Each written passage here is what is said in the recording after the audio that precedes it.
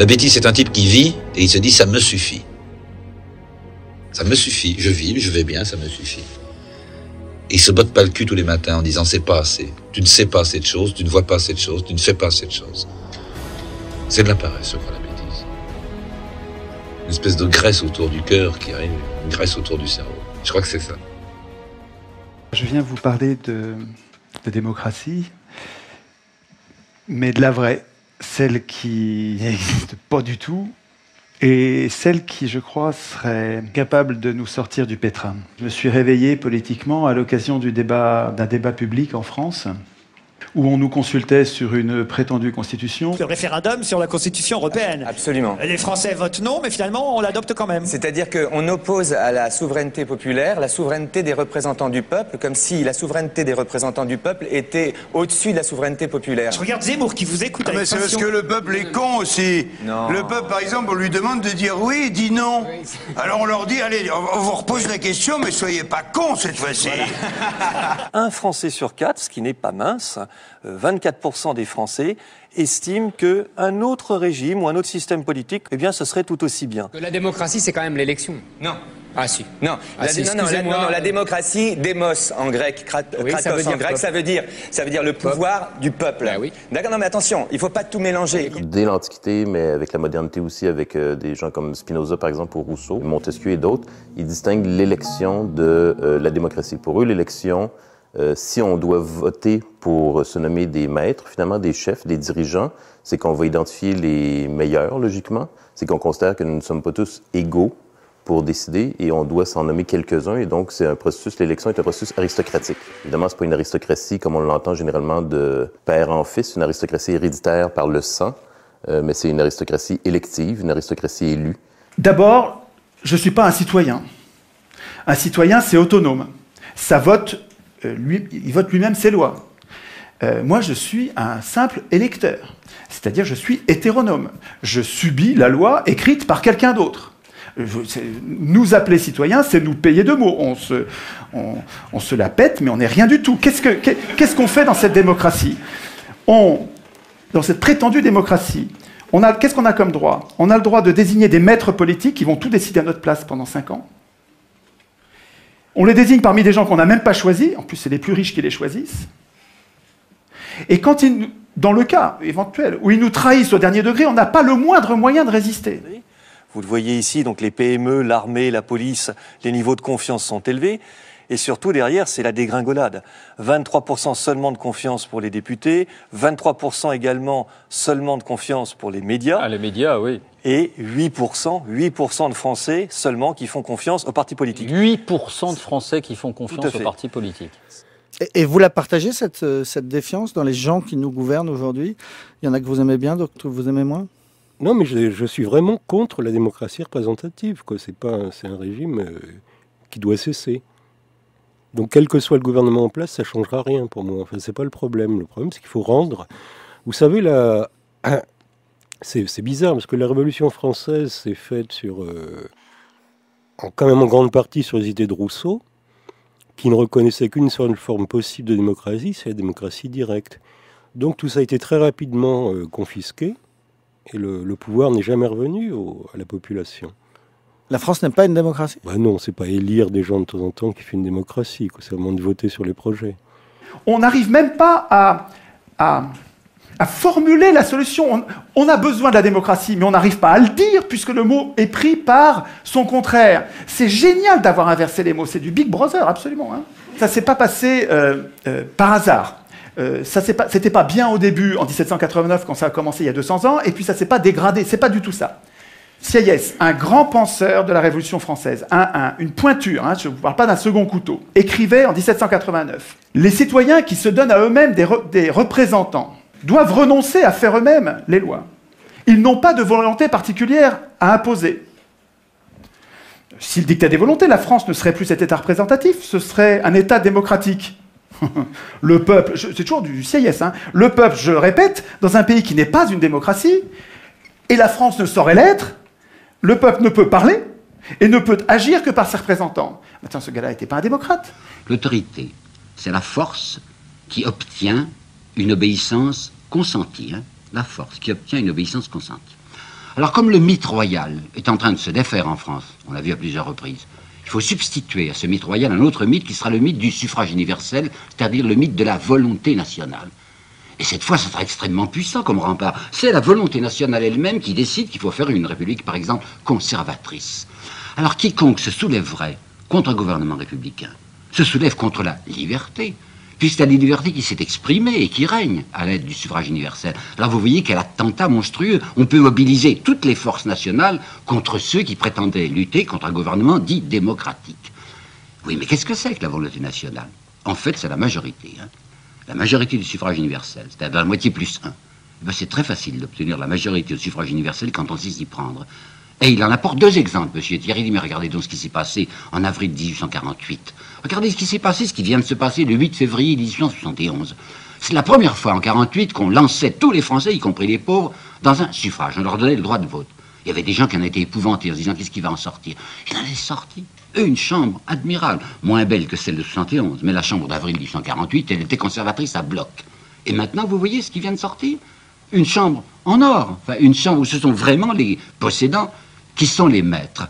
Alors que pouvez-vous désirer de plus? Si vous regardez le profil socio-économique des gens qui sont à l'Assemblée nationale aujourd'hui, il n'y a pas de pauvres. Ce sont généralement des gens qui sont riches, qui ont des moyens, qui ont une profession libérale. Ce sont des avocats, des notaires, des notables. Il y a une idée qui fait son chemin. Sans doute que c'est une pratique qui existe depuis longtemps, c'est de tirer au sort des citoyens et de les nommer sur des comités pour qu'ils prennent des décisions au lieu de fonctionner avec des élections. Oui, donc à Athènes, justement, dans Athènes de l'Antiquité, comme on avait cette idée que tous les citoyens sont égaux d'un point de vue politique, on se disait on n'a pas besoin de voter pour choisir les meilleurs d'entre nous, puisqu'en principe, on se considère à peu près égaux, et donc on va tirer au sort. Le tirage au sort, à Athènes, il donnait un tout petit peu de pouvoir, pas longtemps, et jamais 2 fois de suite, avec plein de contrôles qu'il faudrait prendre le temps d'expliquer, ce qui fait que les Athéniens, ils donnaient ce petit peu de pouvoir pour le garder pour eux. C'est pas les tirés au sort qui votaient la loi. Les tirés au sort, ils faisaient la justice. Donc ils appliquaient les lois. Ils faisaient les préparations des lois, parce que les Athéniens, en assemblée, ils ne pouvaient pas préparer les lois. Et parce que les représentants étaient affaiblis par le tirage au sort,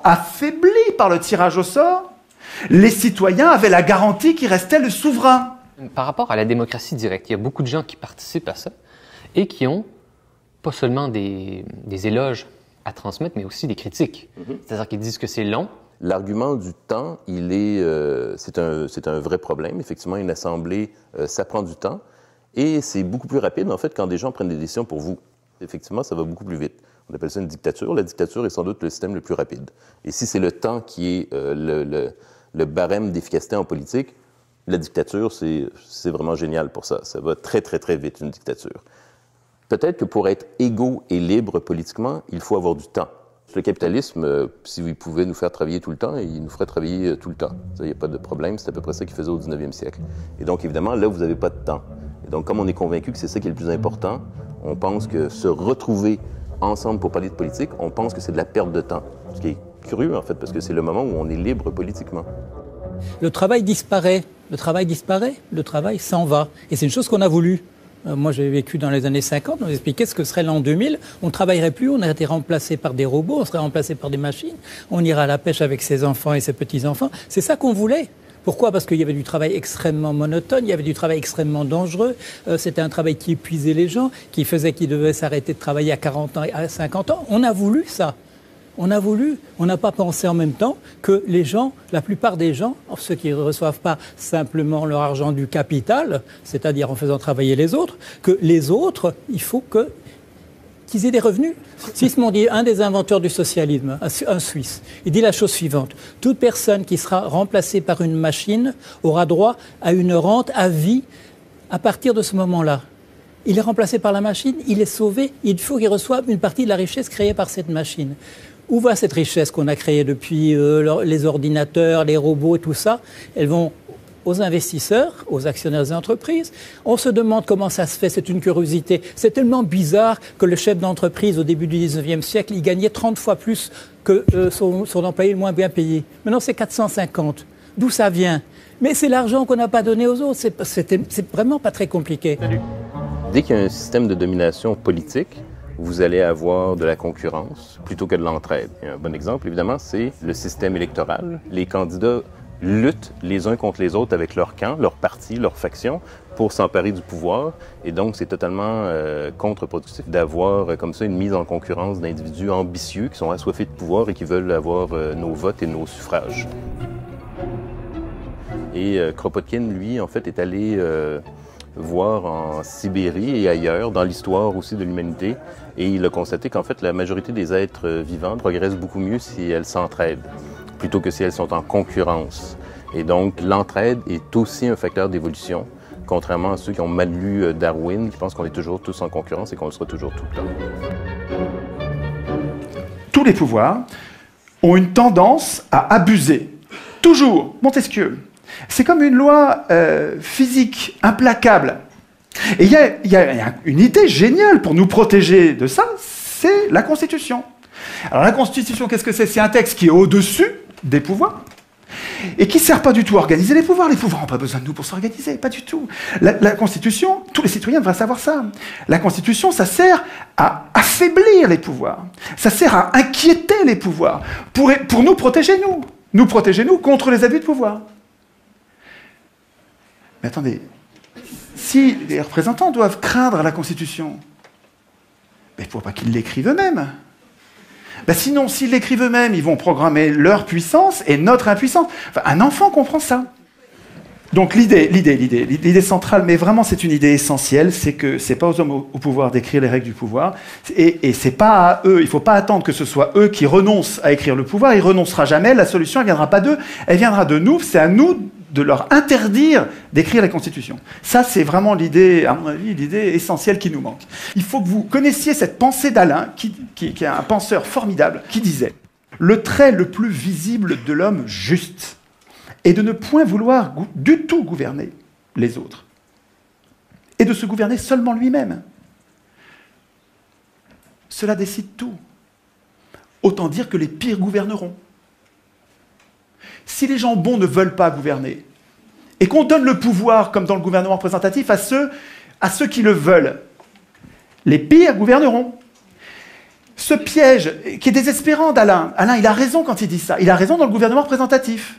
Parce que tant qu'on donne le pouvoir à ceux qui le veulent, tous les gens qui sont justes, qui sont bons, qui ne veulent pas du pouvoir, on ne les aura pas. Il y a actuellement une idéologie à peu près dominante qui consiste à dire à peu près l'histoire politique de l'humanité est terminée. Nous avons trouvé la société parfaite. Bien sûr, elle n'est pas parfaite, mais c'est tout ce que l'humanité peut donner.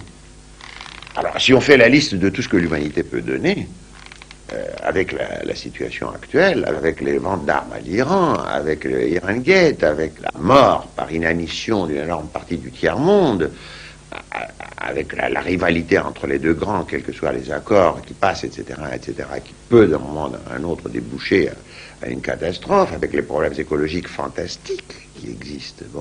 Bon, on s'aperçoit que cette position, l'histoire politique de l'humanité serait terminée, qu'on a trouvé la forme parfaite, est absolument inacceptable. C'est qu'il nous faut autre chose. Et cette autre chose ne pourra être à la mesure des problèmes qui se posent que si effectivement il y a un changement des attitudes de la population, du peuple, des gens, de vous, de moi, des autres. C'est-à-dire qu'ils comprendront qu'il y a quelque chose qui s'appelle la chose publique, et cette chose publique n'est pas ce monstre qui est dans un coin, c'est nos affaires, que ça nous concerne, et que si on s'en occupe, ça nous retombera sur la tête, dans le cas extrême sous forme de bombes nucléaires, dans d'autres cas sous d'autres formes. Allez sur le message.org qui a été fait par l'un d'entre vous. Il me semble que nous devrions, comme des virus, à la base, sans attendre que des médias ou des gens puissants se passent quelque chose, il faut qu'à la base, nous passions le mot entre nous en disant « il ne faut plus que l'Assemblée constituante soit élue, il faut absolument que l'Assemblée constituante soit tirée au sort ». De là, tout va découler.